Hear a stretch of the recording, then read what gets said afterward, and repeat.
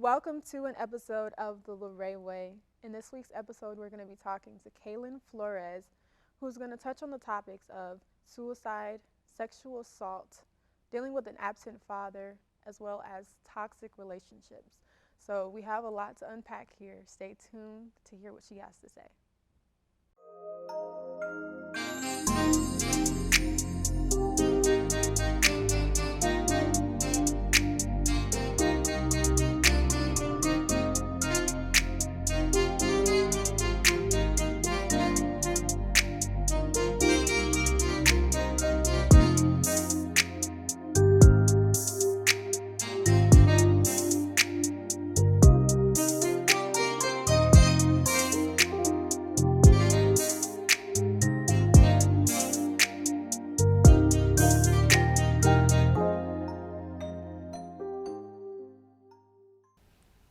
Welcome, Kaelyn, to the Larae Way. I'm so excited to have you here and to talk about your journey and your testimony and just self-love in general and how you just hold yourself. You hold yourself so highly and how you carry yourself as a woman. I could tell that what you've been through has definitely changed you and grown you, whereas there's a lot of people who go through things and they don't grow through it. And so I feel like that you have a lot to talk about on that topic. And so you went through experiencing friends pass away from suicide 2 occasions. How did that change you? How did that affect you? Right. So my first experience with losing someone to suicide, that was in high school. And at the time, I had no idea, like, what I knew what suicide was, but I had never experienced that before. And so when it happened, I remember that was a really hard time for me because I didn't understand it. And so I knew it was preventable. So I had a lot of feelings of like being angry at this person for what they did because I didn't understand it, and thinking that it was, unfortunately, thinking that it was like selfish, and that in itself was confusing because I didn't feel like I had a right to be angry at him because he wasn't here with us anymore. So there was a lot of self-guilt when it came to that, thinking that I could have done something, like feeling like it was partially my fault. And so it was just a really hard time for me. I had to really educate myself on that topic, and it wasn't until years later that I had experienced like my own depression and going through like those suicidal thoughts, that I was able to fully understand it and understand that there was nothing that I could have done, unfortunately. But it was definitely hard. It was really hard because it was just something I've never been through. The second experience I had happened a few years later, excuse me, and it was still very difficult, but because I educated myself the first time around, I was able to cope with it a lot better and understand that, you know, unfortunately there was nothing that I could have done, and just had to be able to heal from it with that. And you also lost your grandfather around that time. And you were in high school, right? Right. That's really young age to go through so much loss. Like, how did you handle that? Like, you had 2 people pass away from suicide, and then you also lost a family member who was near and dear to you. Right. So when my friend committed suicide in high school, again, I was just very angry. I was in a dark place. I kind of isolated myself. I didn't really talk to anybody about what I was feeling because I felt like I didn't have a right to. And 6 months later is when I lost my grandpa. I was 17 years old, and that was really, really tough. That was probably like the hardest thing I've ever had to go through. And so that put me in a really dark place, losing 2 people the same year. And the way that I overcame that was reaching out for help, not only to people who were safe support systems for me, but also digging into my faith. Like, I prayed so much. I started to work on my relationship with God again because there were just so many so many questions that I didn't have answers to. And so I didn't have the strength to go through all that, so I relied on God and prayed and asked him to help me get through it. And so with that and with utilizing my resources, my friends and my family, and not isolating myself anymore, I was able to kind of get over that hump. Yeah. Do you feel like you had a good support system at that time, like family and friends around you who were really supporting you, or were you kind of? I know you talked about isolation. Was that isolation due to lack of support, or not wanting to put your own problems on somebody else? Right. So I did have a strong support system. However, when I was going through a really dark time and when I was depressed, that kind of clouded my thinking. And so although I had the people there to lean on and to help me get through it, I didn't feel like that. I felt so, like hopeless. And so with that clouded mentality, I wasn't able to see the people and the resources right in front of me. And it was actually like an effort that I had to put to, reaching out and then being able, and if I'm being honest, I don't think that I actually understood or took in all the support and people around me until I started like my own journey of loving myself. And then I was able to appreciate those people a whole lot more. And that's key too, because we can't love other people if we don't love ourselves. It's true. Like we just can't. Like it's not. You don't have the capacity to. And so shortly after that, after you graduated from high school, you experienced your first sexual assault, and it's kind of hard to say that it was more than once that this happened to you, because that's not okay. And I know that's not an easy topic to talk about, but I want you to share with us what happened, whatever you're comfortable with, and how you dealt with it. Thanks. So right after high school, I was at a friend's house and there were drinks and I had drank way too many. And I remember my boyfriend at the time, me and him were there together with all of our friends, and there was a point where I passed out, I guess, and I remember waking up in my friend's brother's room with my boyfriend at the time, but the way that I had woken up was there was a man next to me. He was touching me almost like he was trying to finger me, and I remember feeling so scared because I did not know who this was. I was drinking hours prior, and so I was not really like in the right state of mind. And I remember being so shocked, and I just quickly moved, and I was laying there with my boyfriend at the time, and I went on the other side of my boyfriend, and I just laid there, and I cried until I fell asleep again. And I woke up, and the man wasn't there. That experience, that was really tough. I did not share that with a lot of people because I did not think that that was sexual assault, because there was not actual like penetration, so I didn't feel comfortable talking about it, and unfortunately the few people that I did share that with, their reaction was not what I expected, and for their own reasons, but that kind of made me like suppress that. And so I had dealt with that experience and just keeping it to myself, and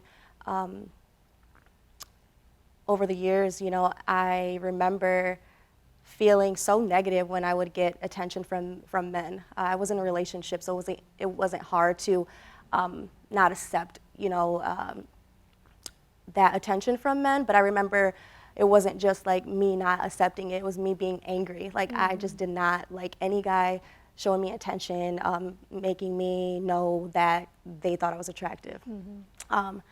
And so again, I just suppressed that, and it wasn't until years later that I experienced my second experience with sexual assault. And this time around, it brought up a lot of the things that I suppressed the first time around.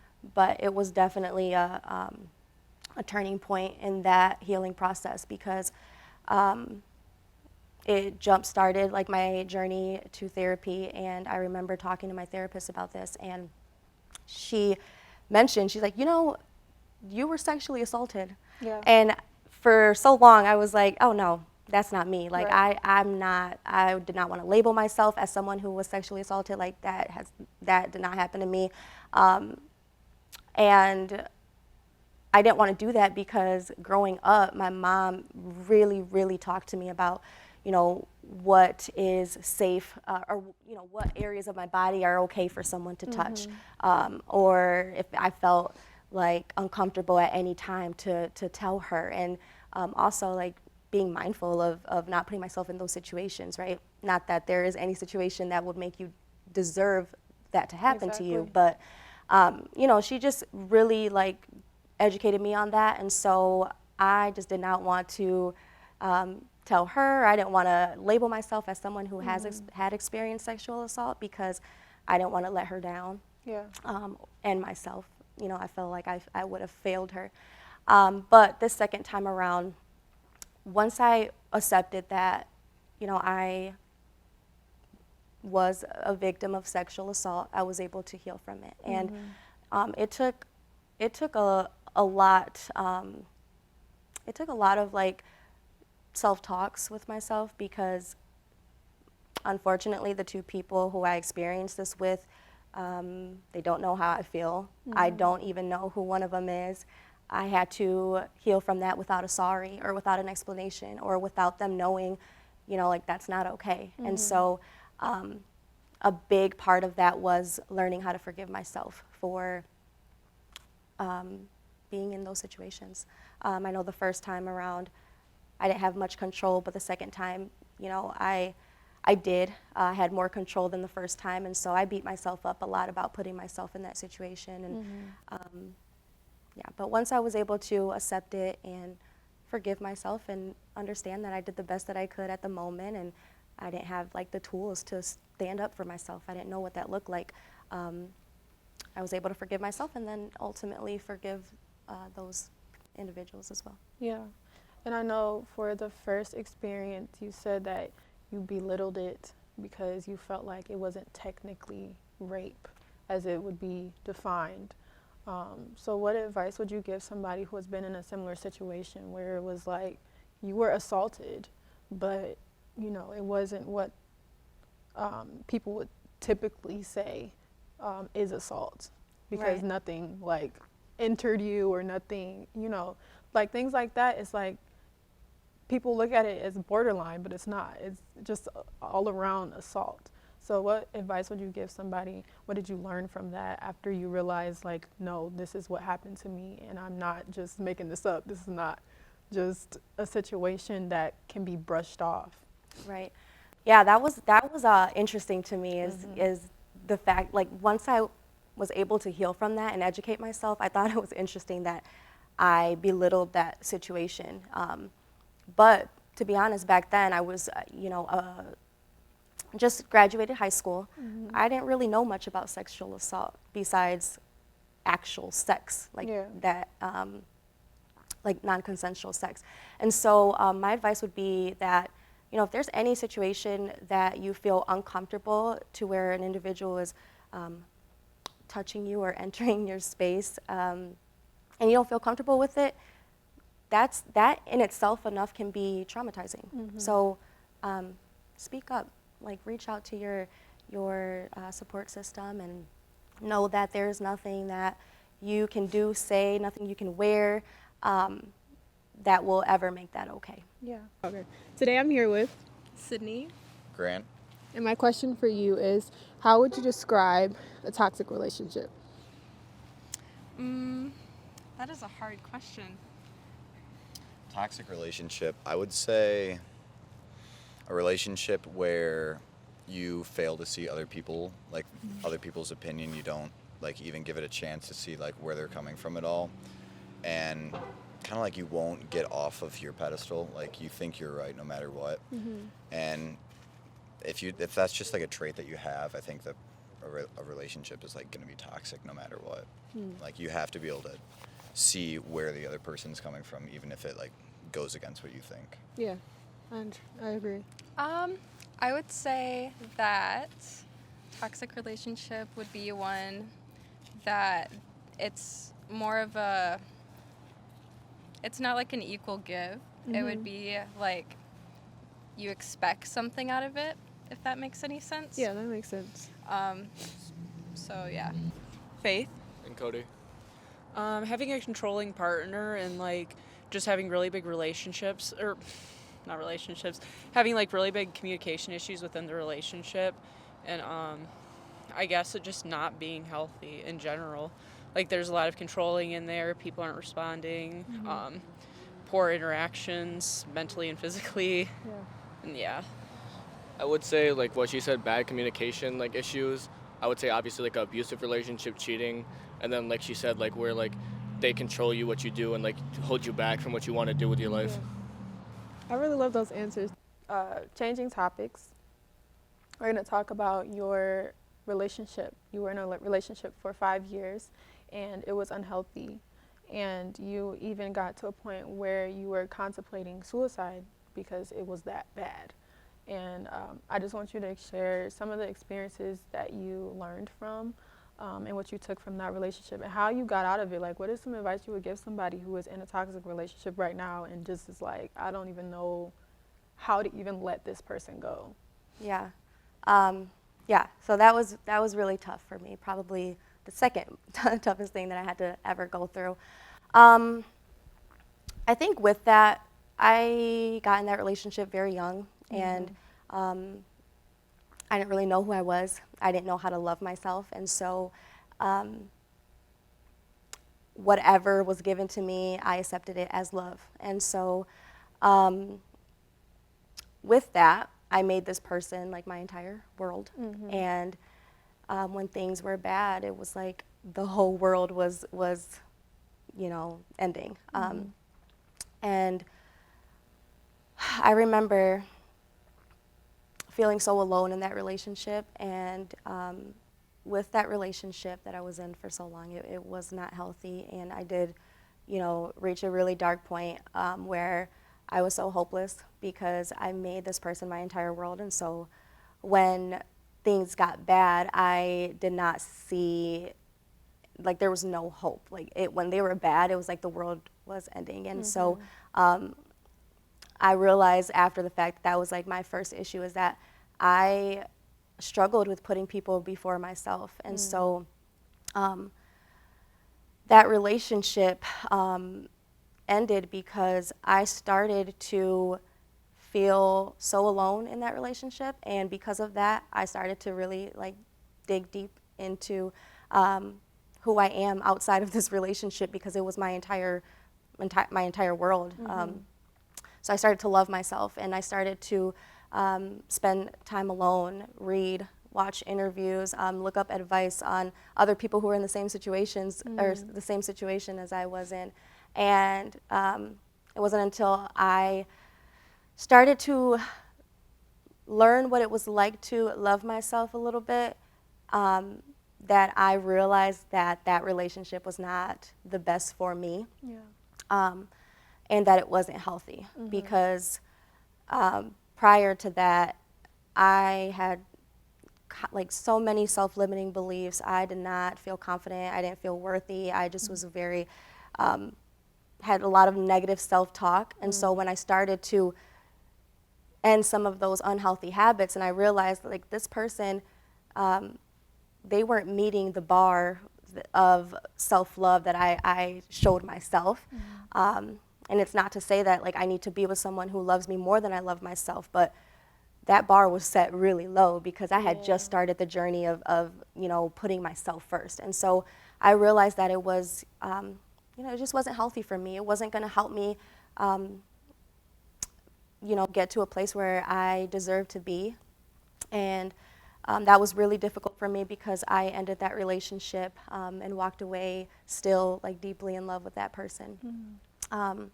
So it was very difficult. I started to go to therapy, and I realized so much just from walking away from that relationship. I realized that we both contributed to the end of that. It was so easy to blame the other person, but I had entered that relationship not knowing who I was and with some trauma that I suppressed or that I didn't even think that existed, that manifested in my relationship. And so I was able to, after I had exited that relationship, I was able to learn ways to love myself and realize that I'm not perfect, you know, either.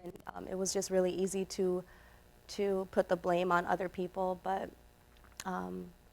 I had to just be honest with myself and understand that, you know, a lot of the things that I did go through, I went through them because I didn't love myself and I didn't put myself first. And that was really hard because, that blame shifted from being put all on one person, like, you know, like, you're the reason why I had to do this, but it shifted that blame. But that was actually really good for me because I was able to work through that and work through those issues and learn how to fix them so that I can enter the next relationship healthier and I definitely think that a lot of times our relationships are affected by things that just have happened in our lives. How our lives have shaped us can affect our relationships. And I know you grew up with an absent father, and also he was also an addict as well. And I know you said as an adult you've been trying to rebuild that relationship, rekindle with him, but it's just not what you want it to be.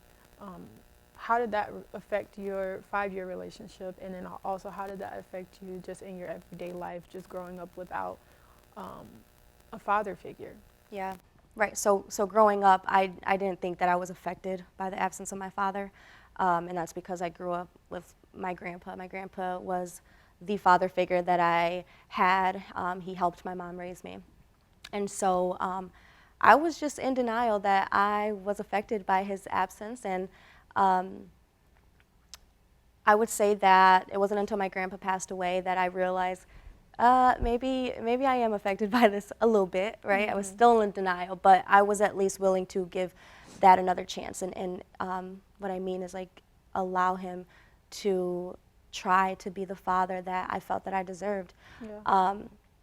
And there was a lot to that. Realizing that my father was an addict was really, really tough for me, because I remember at the time thinking, like, why did you choose drugs over me? Why did you choose to do drugs over be a father? And I resented him, and I'm still working through that, resenting him for that decision. But I would say that with that specifically, I have done a lot of work with that. I remember watching an interview with this woman on YouTube, and she talked about healing, and this is when I started to really focus on my own healing journey. And she mentioned something that made a lot of sense to me, and she said that healing is receiving the opposite of what traumatized you in the first place. And so if you put that in an example, you know, someone who experienced like abuse, to heal that is for them to experience relationships in which they are not abused. And someone who has trust issues, to heal that is to experience relationships where they can feel safe to be vulnerable and trust this person. But then when it comes to like a parent wound and an absent father or an addict father, to heal that would mean to change who he was as a person, and that's just not possible. And I think that's what makes it really difficult for me personally, is that I have to accept him for who he is. And I'm still working through that. And, you know, like you mentioned, I am trying to find how that relationship dynamic looks like, right? So I have to figure out what boundaries I need to set in place that I feel comfortable with, that is healthy for me. And unfortunately, right now that looks like no communication, but hopefully one day I can learn to figure out how to make that work so that I can have a relationship. Yeah.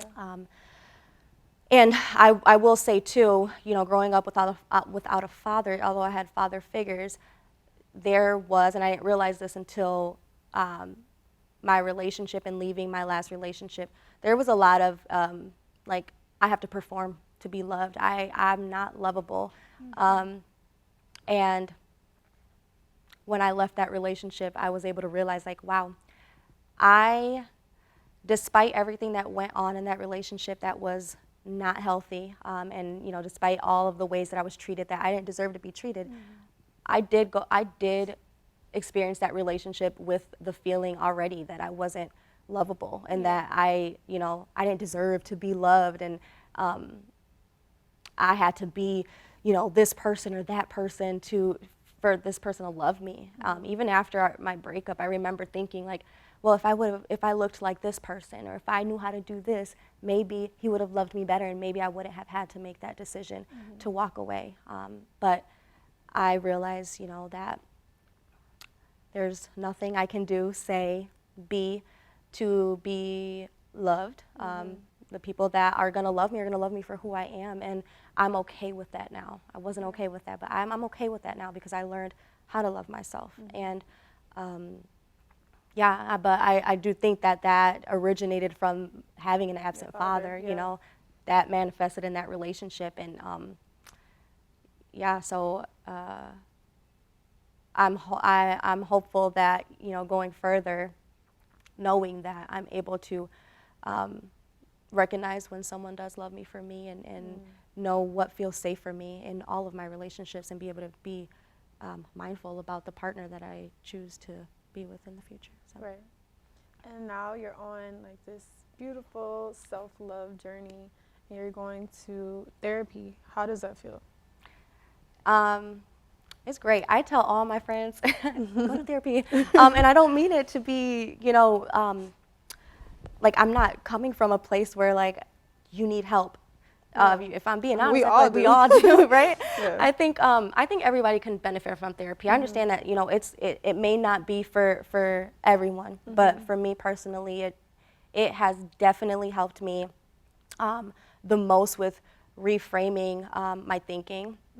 I know that with all of the things that I've been through, and all of the dark places, or all of the times that I was in a dark place, my thinking was so distorted. Yeah. And so going to therapy not only helped me talk about things that I've suppressed, or talk about things and be vulnerable with someone and release all of those things. And I find too, like, in therapy, sometimes I'll talk about something and I will start crying, and I'm like, whoa, I didn't even think that this affected me that much. But it just goes to show that we hold in a lot. And so therapy has been helpful in that way. It has helped me rewrite my story. I did, there was a time in my life, and I feel like I can still, you know, I still can think like this at times, but I know that it's not the truth. But there were times in my life where I would think about everything I've been through with a victim mindset. Like, why did this have to happen to me? Like, why did they treat me like that? Why this, why that? And, you know, now I'm able to look at these things and see the benefits from them, you know. At all of those moments in my life, I had to be who I was to learn the lessons that I needed to be who I am now. And so, therapy has helped me a lot. I will say that a lot of the work was done outside of those sessions, though.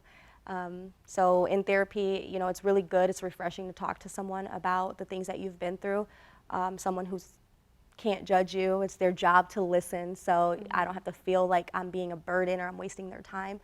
But the most progress and the most healing that I've seen has been outside of those sessions, where I'm able to sit with myself, my thoughts, question, you know, why do I feel like this?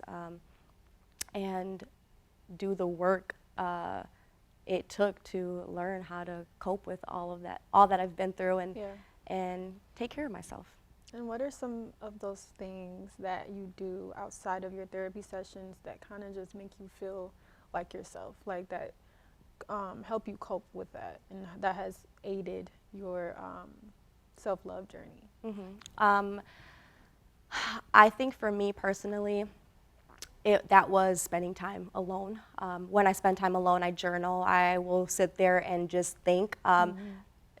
Thankfully, I've been able to reach a place where I can do that and not listen to the lies that the enemy tells me, and just focus on the truth. But spending time alone, I remember when I had experienced that second sexual assault, and right after I left my boyfriend at the time, I had started school, I had moved out in my own apartment, and this is when like lockdown happened, when quarantine was a thing, and I remember being stuck in my apartment for months on end and not being able to talk to anyone, go anywhere, and that was so tough for me because prior to that I had spent a lot of time occupying myself with activities, with people, events, and it was so bad that like I just really didn't like to be alone. I didn't like to be alone with my thoughts.